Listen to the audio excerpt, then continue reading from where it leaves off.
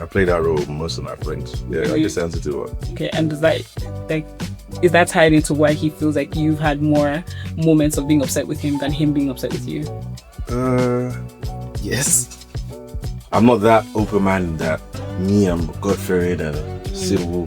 And then my friend is just a nuisance. And we're guys from way back. I'm not that kind of individual. It really cools off for me. Perspective is that's how I am. No, but you have to be willing to change. I don't deal with both. That's how I am. Friendship is an experience that shapes every aspect of our lived experience. Let's talk about it. Hi, I'm Ochua, your neighborhood expert on all things conflict management, dispute resolution, and healthy dialogue. Today, I'm joined by two special guests who are perfectly suited to discuss conflict in this context. This is LTAI Table. Let's meet our guests. Starting from my right. Hi guys, my name is Shuri. Hi guys, my name is Femi. Femi and I have been friends for just under 15 years, thereabouts. Okay. Really happy to have you guys here today to discuss friendship, conflict, all of that good stuff. And you guys said you've been friends for how long? 15 years? Just under 15 years. Do you guys remember when you met? Yeah, I do actually. Femi, what was your first impression of Shuri? We were in Borden, like on a weekend, just before lunch. He was moving in, packing his stuff. Yeah. And I wasn't nice to him. That was all. Why were you nice to him? We were young. I was setting the territory, just letting him know he had joined a tough school. So okay. I said, "What was your first impression in this?" I just thought it was a clown. Yeah. I just thought this was this unserious guy. Okay. Why would he lead with that line? I'm not going to say what he said. Tell us the line. Okay. Long time ago. Yeah. So how did you guys transition from that point of that initial interaction to actually starting to build a proper friendship? I think friendship took a while, to be fair, because obviously I was new to the school at the time, and there were some people like I guess made develop an effort to try and like help me ease in, and Femi was kind of in those kind of groups, and then over time I I started in science class, but I didn't want to do science, so I switched classes to the arts and commerce class, which Femi was in. I think that kind of, obviously, by virtue of that, I started spending a lot more time together and stuff like that. And that was one of the, I guess, catalysts. Yeah. Okay. Would you say? Slowly, but we were around each other, football, rooms, but very slowly. Like his class wasn't my class for the first year. Then when he was in my class, it was still very slowly, but surely I would say it really started kicking off like SS3, midway SS2, SS3. Then both going to A-levels that summer of leaving school when you're excited, etc. It's cemented there. Yeah, so makes sense. So high school SS3 up until 2026. That is a long time and a lot of life lived in between.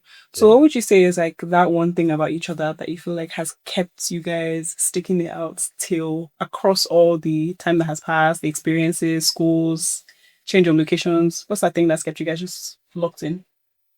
Shared history. I feel like when you're together in particular contexts, you kind of, your mind is always kind of go back to that. Like trauma bonding. No, it's not trauma bonding.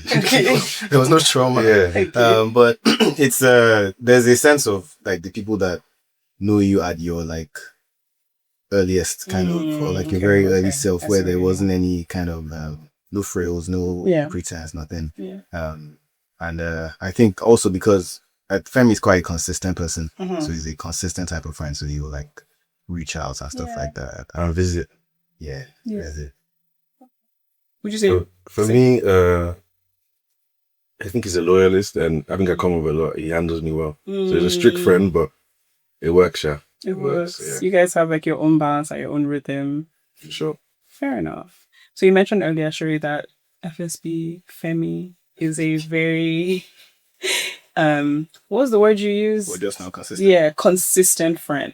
So do you think that him being consistent and you knowing him as a consistent person has created that expectation? Like you expect Femi to be consistent? No, I don't expect him to be consistent. I just kind of know that that's how he is. So for example, Femi knows everybody's birthday. Like almost everyone that was in our year in our article, he knows their birthday and he will 9 out of 10 times say, let me have your birthday. Reach out, yeah. So that's just his nature. And I know, so there isn't even that expectation. I just know that it just happens. Like, so you reach out. This is not to say that he's the one that reaches out, by the way. He knows his friend. He knows his friend. But yeah, that's just how it is. Yeah, it's true. Okay. Do you have any expectations, Osher, in your friendship? Yes. Yeah, loyalty. You called him a loyalist. Yeah, loyalty. So I'm sure that expectation exists. Yeah, right. Sure. He hasn't failed. Right. And have there been any situations in your friendship so far where these expectations have been unmet or exceeded? Exceeded, if anything. Yeah. People change. People can disappoint. He's exceeded your dark expectations. times, happy days. Yeah. When you expect him to change, he stayed the same. 100%. Yeah. Yeah. Would you say the same for them? Yeah, I'd say the same. Yeah. Fair enough. Right. I love that you guys are having this whole like kumbaya, you know. Are you about to make it go left? No, I'm not trying to make it go left. I'm just acknowledging that you guys seem like you have a really good, strong friendship and everything is really positive. But considering the fact that this is life, reality, you know. It's not all roses. It's not always. Sure. Let's get into it. Let's talk about it rather. All right. Yeah. So, like you said, Shuri, it's not all roses in friendships, right? Have there been any major conflicts in your friendship so far? You don't have to tell us what it was about, but do you have any, memory of being in a proper conflict with Femi? Not any major conflict, no. We've had I wouldn't even say real tiffs, but we've had times where he's been annoyed with me. For some valid reasons, teacher. But we've never had any. We've never fallen out, kind of thing, or like we'll stop talking to each other. Yeah, that's never happened. Okay. I mean, would you say that you're more like emotional than Shuri is? Yeah. I play that role with most of my friends. Yeah, I'm the sensitive one. Okay, and is that tied into why he feels like you've had more moments of being upset with him than him being upset with you? Yes. I guess so, yeah. For sure. Yeah. Okay. But how do you navigate that? How do you navigate being in a friendship with someone who isn't as sensitive or as emotional as you are? How do you navigate that? Because I would assume that that's like fertile ground for a lot of conflict because you feel like your feelings are being overlooked or your emotions are being stepped on. Yeah, it happens sometimes with a guy friendship group, to be fair, though. Alongside Shuri, my friends have definitely done a good job to handle me being in touch with his feelings type. Yeah. I'm the R&B guy, so they know, but yeah, sometimes I'm more sensitive. Yeah. But I handle it well, Shai. He hears me out. He hears me out. So he'll give me his ear and then maybe tell me that, I'm tripping or it wasn't like this. So you always share. When you're feeling that kind of way, you always communicate that you're feeling. Even if I don't share, he'll know, he'll smell that. Okay. Something like so there's that element of like you communicating, but also your friend knowing you and being 100%. Able to sense when things are off, right? I love that. Okay. Do you guys have any like major boundaries in your friendship? Things that you guys like hard lines that you can't cross this line with Shuri, you can't cross this line with Femi? Things that are like particularly.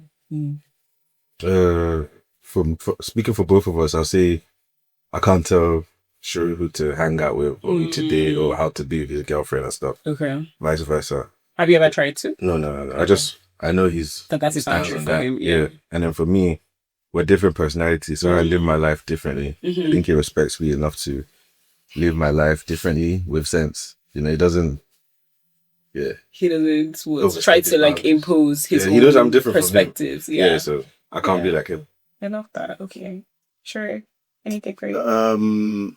Yeah, I think I agree with those. I'm going back to like when the previous, I don't know what we're previously talking about in terms of like when there's an issue. But Femi is definitely seeing it. Like if there's something off. If I've done something that annoyed him, he's going to say it. Sure. So I think that helps. And like many times when he's done that, I'll go actually thank him for bringing it up. Because sometimes when you don't air that kind of stuff, that's what creates tension and stuff. Okay. Like, it's not real. Right. Okay, so I think I want to take this in a different direction now because it seems like you guys really have things kind of tightly woven together. You guys understand each other. You have like clearly a very good synergy and all of that. But in a lot of friendships, even male friendships that seem to be very low pressure, they do have a lot more friction and conflict and things like that than you guys appear to have. So what is it that you guys think you've done right that you think often goes overlooked or people don't pay enough attention to that's creating more conflict in other friendships? I think one of the just most important things in life is seeing things for what they are and seeing people for who they are. So people are just extremely different and everyone has their things. So you can't expect a friend to kind of fit the idea that you have of them or the idea that you have of friendship, because you guys probably have slightly different ideas of what friendship is. Yeah. I think that's one of the things between Femi and I. As he said, I guess in terms of friendship, maybe he's more like sensitive. Yeah. And we have different things that, in terms of like the priority list of like what makes a friendship good, you probably have different things in like hierarchy, in the sense of hierarchy. Whereas for me, it might be like dependability, loyalty, sacrifice, for example. And for him, it might be more presence, consistency, and maybe quality time. And I guess if I can see him kind of presenting with all those parts of friendship that he prioritizes, I know that he's been a good friend, even if it's not, even if it's different from how you would be a good friend. Yeah, because I have like many friendships where there's some things that I can expect from person A that I would never expect from person B, and these people might be in the same level in terms of how close they are, but just because they are different people. Yeah. So I think accept that. It's like just letting people be who they are. Femi, anything to add? What was it he was explaining? I was following, but I didn't know what he was answering. He was answering the question about what you guys think you've done right that has created the synergy that you have that other people in other friendships don't necessarily get right. At first, my being in touch with emotions was not a problem, but it would cause like bigger arguments in the sense that in the group of friendships, not all friends are as close. So, you know, if someone's picking on me or making me feel away, and I think sure is not responding on time, I would throw a tantrum. I would call him. I would say this, that, and the third. Or if it's known that I'm sensitive, and maybe there's a few giggles, or I'm being cross, or I'm being serious. I think over time, sure started taking me serious when I'm upset, and I see that as changing, you know, based on respecting we get. So you think you guys have kind of like evolved together? Yeah. So we've adjusted to fit you, and you adjusted to fit him. Yeah. I love that. That's really important. Okay. What do you think makes friendship? Or first of all, let me start by asking: do you find that it's harder, or is it the same to address conflict in friendships as opposed to in other relationships? So maybe romantic relationships or business relationships and things like that. Do you find is there any difference in the ability to handle conflict or the approach? I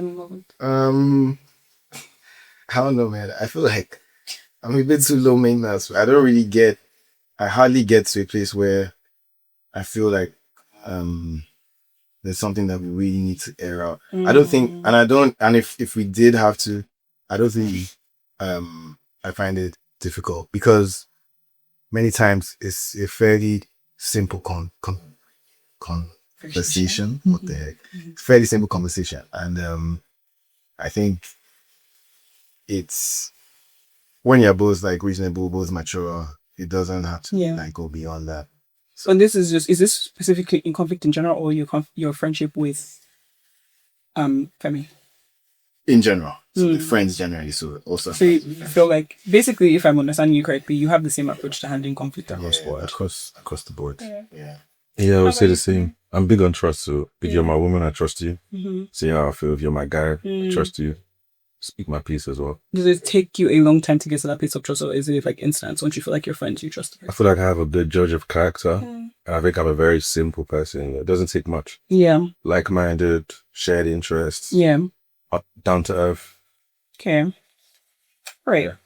So I'm sure we've all experienced breakdowns in friendship. So outside of your friendship with Femi, obviously you guys have waxed strong, but I'm sure there've been some people that have fallen by the wayside along the road, along the journey. For me, definitely. Through life, right?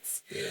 But my question is, what determines when a friendship can be repaired? So when there's a breakdown in a friendship, what's that thing, or what are the things that help you to know that, okay, this one, we can salvage this one, or this one is gone for good? And takes two to tango, you know.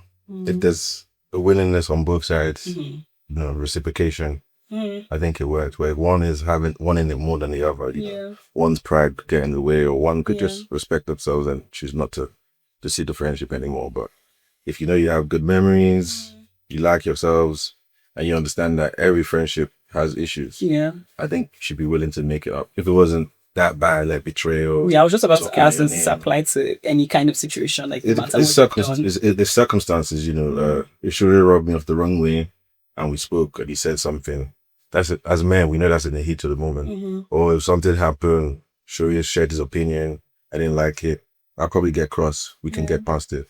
But I would never talk to someone Shuri's liked or Shuri's dated. That's understood. I know Shuri would never do the same. So as long as those type of things don't happen, or stealing from him, etc., I think.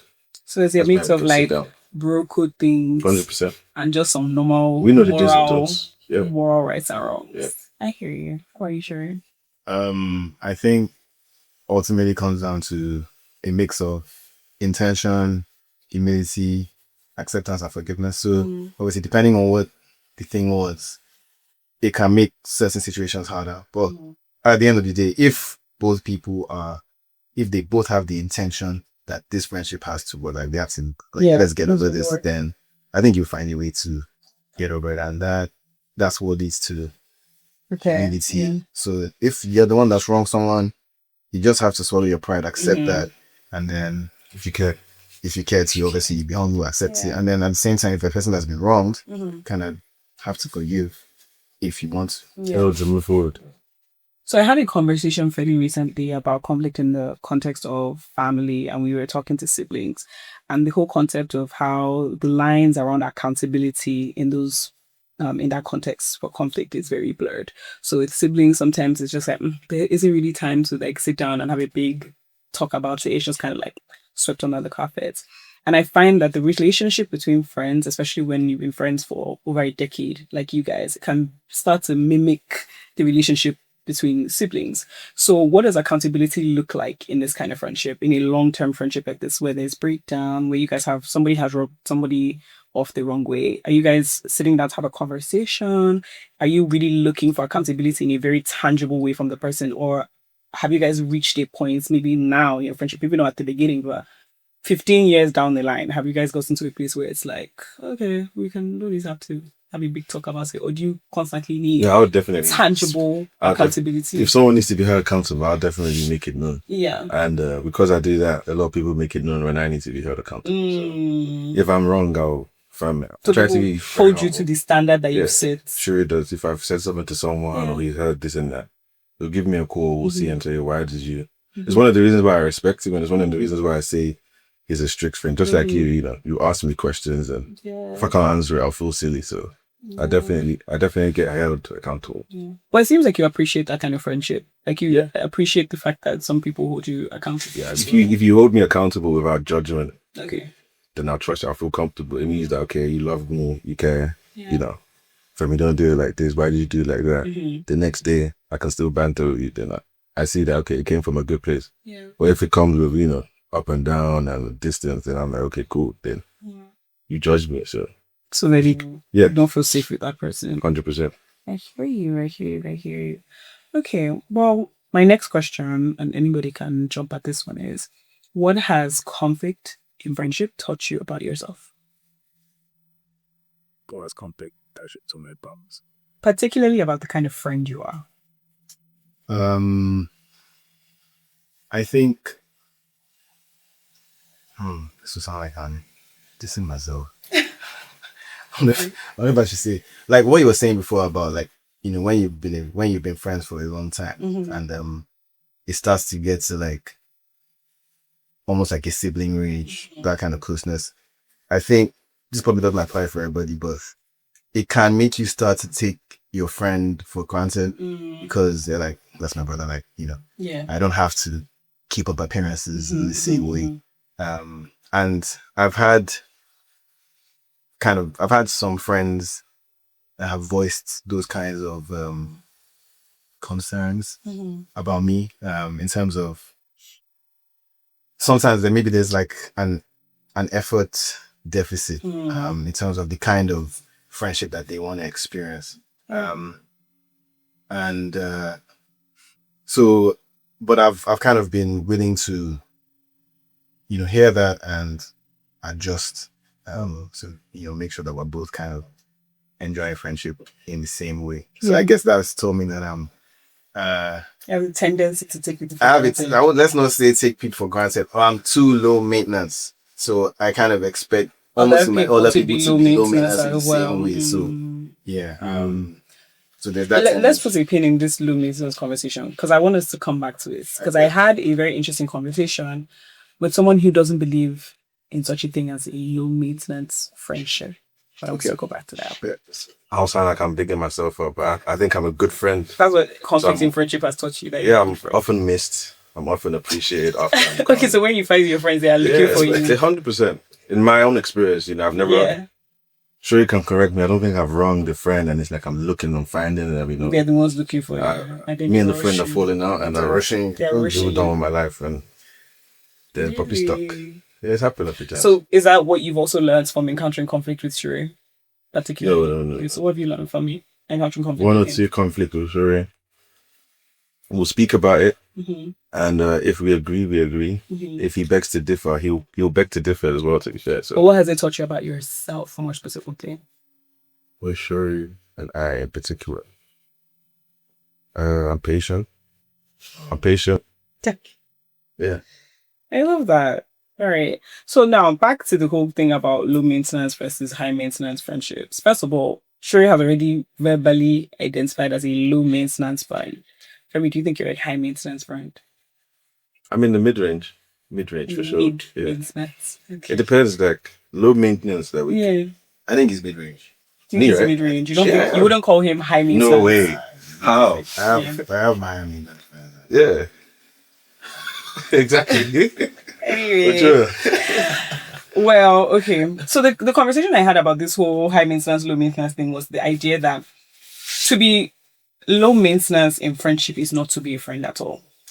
So the expectation that you can go months without calling a friend, because typically these are the kind of things that low maintenance people will say, like, oh, I don't need to call you regularly. I don't need to visit you. We know what it is.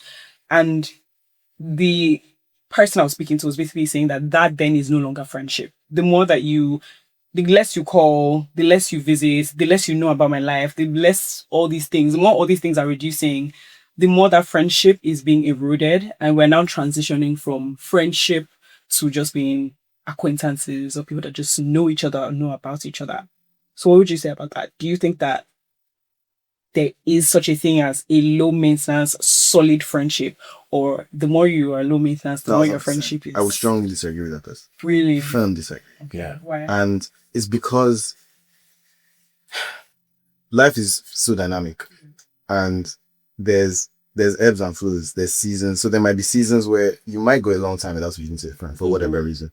And then for me, the core things about friendship and almost any kind of relationship is how do you respond when you're needed? I think that's one of the real. So like I can go let's say I go 10 months without hearing from a friend. They call me right now. They need me right now. I'm there. That's my posture.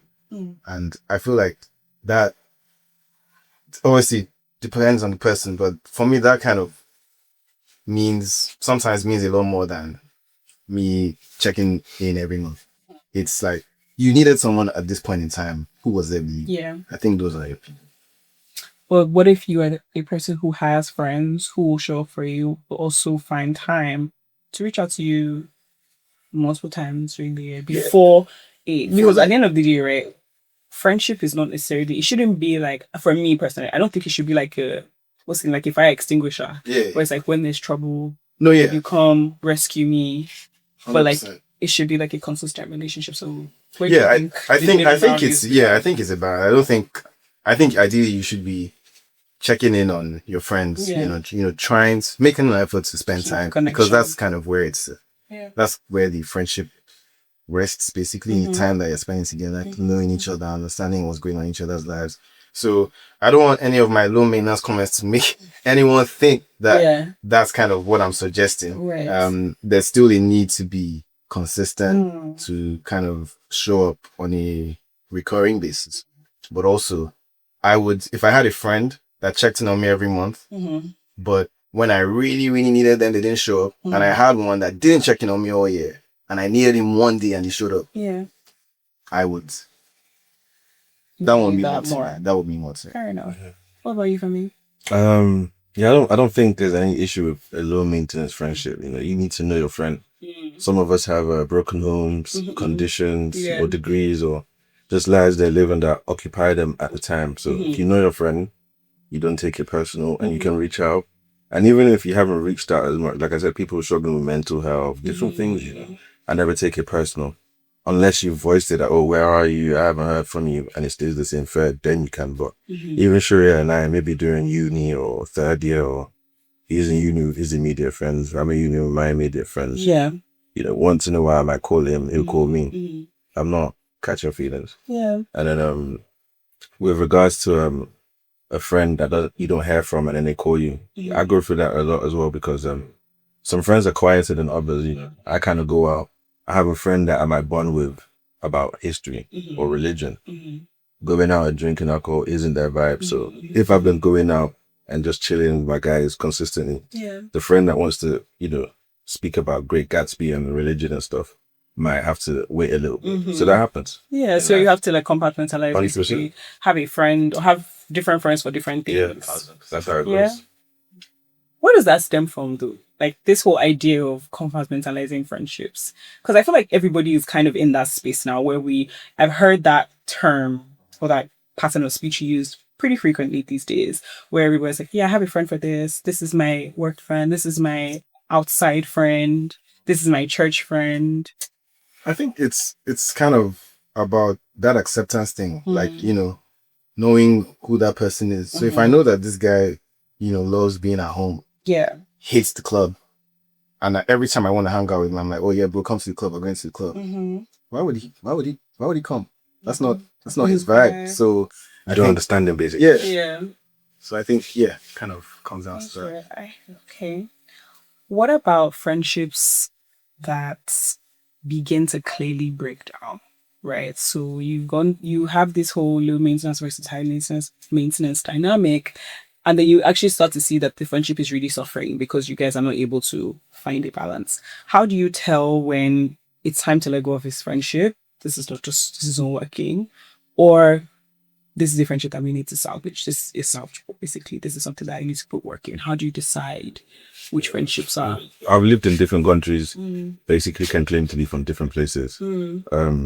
I believe the end of a friendship comes from vivid disrespect and like not wanting to be held accountable. But distance, religion, relationship, orientation, I don't really think these things affect me. You know, when we catch up at whatever rate. But as far as there's no disrespect or omission of truth or lying, I'm a very easy friend to have. So low maintenance friendship doesn't bother me. Right. I think if the person starts to act crazy, what does crazy mean? You can cut them off. Crazy in almost in any sense. So like maybe even like Femi said, might be craziness makes them do some serious disrespect, or craziness is making them live their life in a crazy in a way that we don't approve of. Can't like, we don't represent. Cannot align with. That can be your friend. At all times, at this age, whatever era, you know, if I go out and do something that Sherry doesn't stand for, regardless of him being loyal or anything, I've disappointed. I've let him and the boys down. I'm on exile. So there's an alignment issue as well that goes into friendships. We will represent myself, so I'm not that open-minded that I'm God-fearing and civil, and then my friend is just a nuisance, and we're guys from way back. I'm not that kind of individual. Oh, I see. Everywhere he goes, he's fighting. Yeah. So there's also like a branding aspect to friendship. I mean, is it? No, because it's like, I have a personal brand. I have a way that I'm portraying myself. I want my friendships to also present a certain way. You wouldn't want to be attached. Correct me if I'm wrong. I'm flexible. It's sounding like you guys are also flexible. saying there's certain no kinds nuisances, of no behaviors. There's certain kind of behaviors that you wouldn't want to be attached to. I mean, I think it's maybe not even less the branding, but more of like, I just wouldn't like enjoy that. I wouldn't enjoy being. If someone is going out, he's always racking. He's always starting the fight. I think or making women uncomfortable. Why can't etc. acceptance also come into play in that situation? Not this situation, but more so this whole thing about someone who's like particularly aggressive, someone who expresses themselves in more of a volatile way. Why can't acceptance come into play in this instance? People do.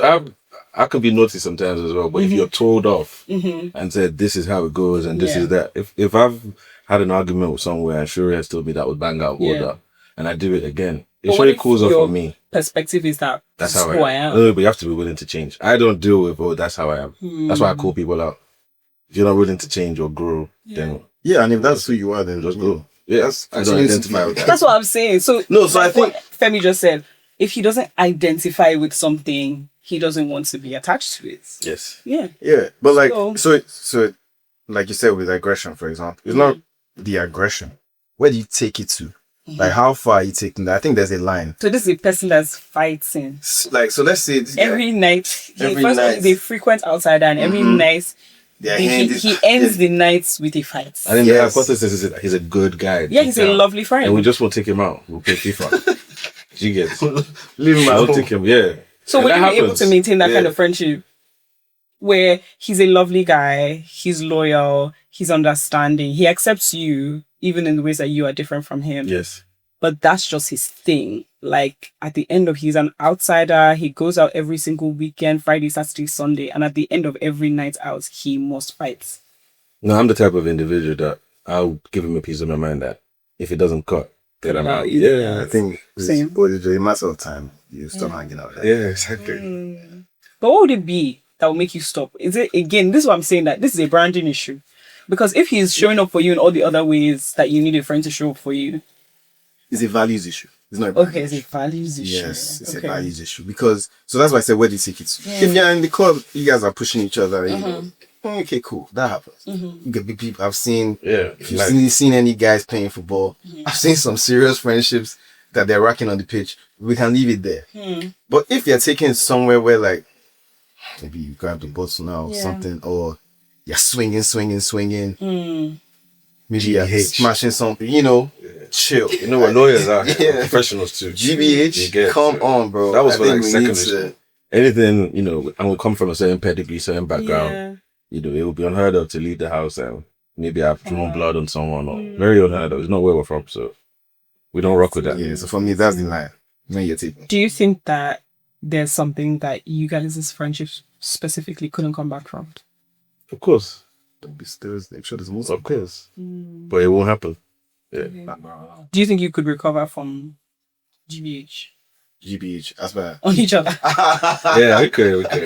You think? I don't come from GBH or Shizu. Let me tell you right now. If Shuri punched me and we're angry, you'll be able to let it go. But I wouldn't punch her. No, forget punch you. I smacked your head with a freaking, what's that? These things, I'm not about that, but like I said, like I grew up a little bit different from Shuri. I grew up in South London. People fight. You know, it happens. If you're sorry and it was taken there, as men can as do long sometimes. as he's sorry. Yeah, remorseful. And I've hit you back as well. Yeah, I have 1-1. Charge it. But if I was attacked and you're clearly, you know, bigger than me, that's bullying. But, you know, Shuri punches me and he's like, wow, my mouth has been cut. We'll have a conversation about it and we'll move on. That's life, you know. I've been hit before. I've hit people too. When I was young. Shuri's face is like, I'm not involved. Like, but Shuri, I don't share this opinion. Okay. First, Femi lived in a nice part of South London, by the way. Just point that out there. Fair enough. Yeah, nice part of South London. Sure. But no, I'm not accepting from anybody. No one is hitting me, bro. But Shuri doesn't play that. I've never hit Shuri as well. So why are we getting there? And I've never fought in front of Shuri as well. So I think that's for me. That's personal. I'm not interested. You're not interested in anyone who's gonna put hands on you? Yeah, bro. Okay, all right. I wouldn't come back from Shuri if I heard Shuri talking down on someone with like background or who they are, or if Shuri and I should never share women or even get close to. That's just I wouldn't see you as my brother in that way. Okay, I love that. All right, so I think my last question for you guys would be, what does a healthy conflict resolution pattern or system in a friendship look like? A two-way conversation. Where both parties are heard. Yeah, and Yeah. Do you think that line also needs to be open, like frequently? And do you think those conversations need to be frequent? Or do you think that, It just depends on the level as of it comes friendship. up? I could tell Shuri anything, to be fair. Not only just because I'm sensitive, but because I trust him and the years of friendship. So there's barely anything that's off limits when speaking with Shuri. Finance, mental health, my state of being. It is what it is. So conflict resolution with him and I is very easy. I'll call him straight up and go, yeah, Shuri, I'm feeling 1 or 2 a little bit. And vice versa. Yeah. So it just needs to be like an open line of The communication. precedence is there. Yeah. The transparency is there. So I love very that. easy. What do you think, Shuri? I think, what do you say? Conflict resolution pattern. Issue, System. responsibility, resolution. I think conversation is one thing. Say that again. Issue, responsibility, resolution. I thought that was going to be IPAC or IRAC or no degree. Don't kill me. Because so the conversation is one thing, but you could have a conversation where maybe you voice your issue, but you guys haven't quite resolved it. I think if we're talking about conflict resolution pattern, it has to be, okay, what's the problem? And voice it. Cool. Can we understand what the problem is? Okay, whose fault is this if that is relevant to the situation? Okay, if it's your fault, accept responsibility. How do we move forward?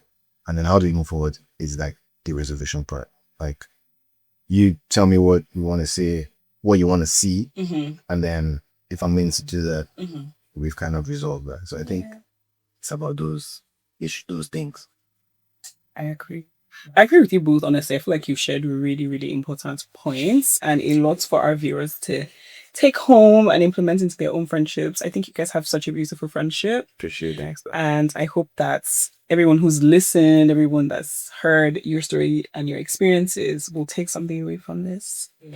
You heard it here, guys. You've heard everything that we know on conflict in the context of friendship, what we know, what we're learning, and what we're still growing through. So try it out and let us know what you think. Bye. All right, let's talk about it.